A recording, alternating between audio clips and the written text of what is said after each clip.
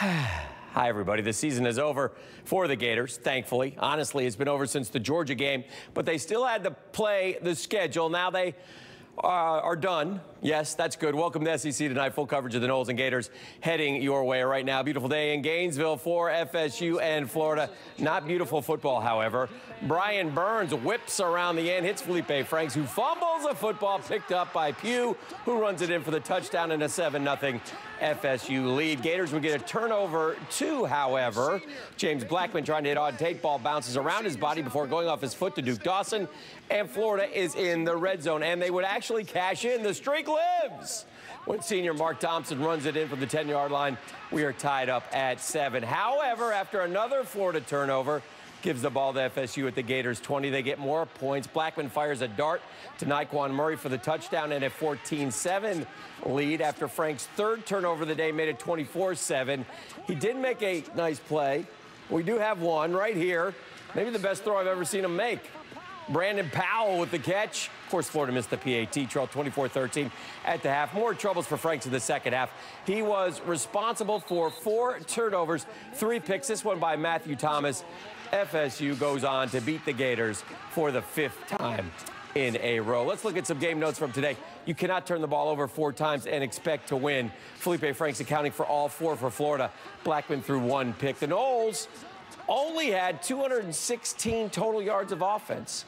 Only 216 yards. But the Gators' offensive ineptitude cost them again. And the Noles continue to dominate the series. FSU now has 7 wins in the last 8 tries, including 5 straight.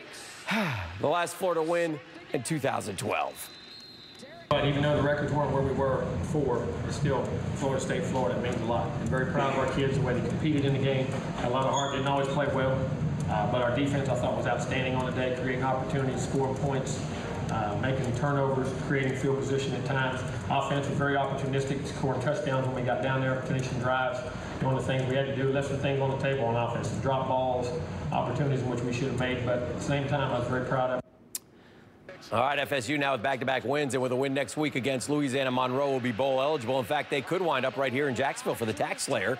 For the Noles, it means an extra couple of weeks of practice, which would help them springboard into their 2018 season. Jimbo isn't going anywhere, although it's expected Texas A&M may make up a talk with him. Instead, I would imagine massive changes to the coaching staff, starting with the defensive coordinator. FSU also gets a little momentum by saving their bowl streak. They'll go to 36 in a row if they win, or when they win next Saturday. As for the Gators, lots of uncertainties heading into this offseason. Didn't come out the way we wanted it to be. I thought the guys played really hard defensively. They played physical. Get off the field on 3rd down. Gave up a couple of big plays late in the game, which is key.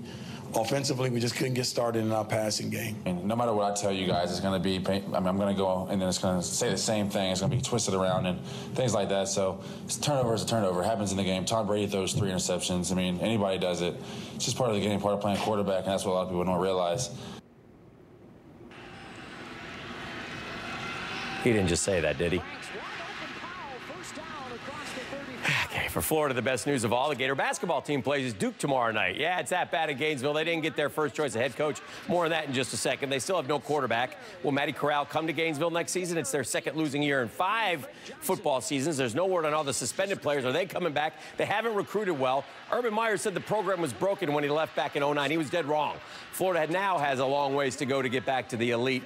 The good news, the positive news, it is doable in a place like Gainesville, but they better find the right coach. Otherwise, they are staring into the abyss. So let's move on to that coaching search. Bye-bye to this guy. Where are you? That guy, Chip Kelly. He chose L.A. He chose Westwood. He chose the Pac-12 over the Gators. He gets a $23.5 million deal to coach the UCLA Bruins. So now what, Florida? Nebraska fired its coach today, Mike Riley. They will full-court press on Scott Frost, their native son. The Gators would love to talk to him as well. We'll see what happens there. There are some options out there. I don't think it's Dan Mullen. I don't think it's Mike Leach. I don't think it's Dana Holgorsen. I'm not sure it's going to be Scott Frost either. In the end, just speculating at this point, I'll go with Willie Taggart. So what about Willie Taggart, a Jim Harbaugh disciple who's a Sunshine State native from Bradenton, Florida? Did Felipe Franks compare himself to Tom Brady a moment ago? Oh, I'm sorry. Has rebuilt a couple of programs, including South Florida. Is known as a great recruiter. Oregon #1 in some services with their 2018 class. And in his first year at Oregon has a winning record after the Ducks went 4-8. a season ago. We'll see what happens. They better name one quick. It's getting old.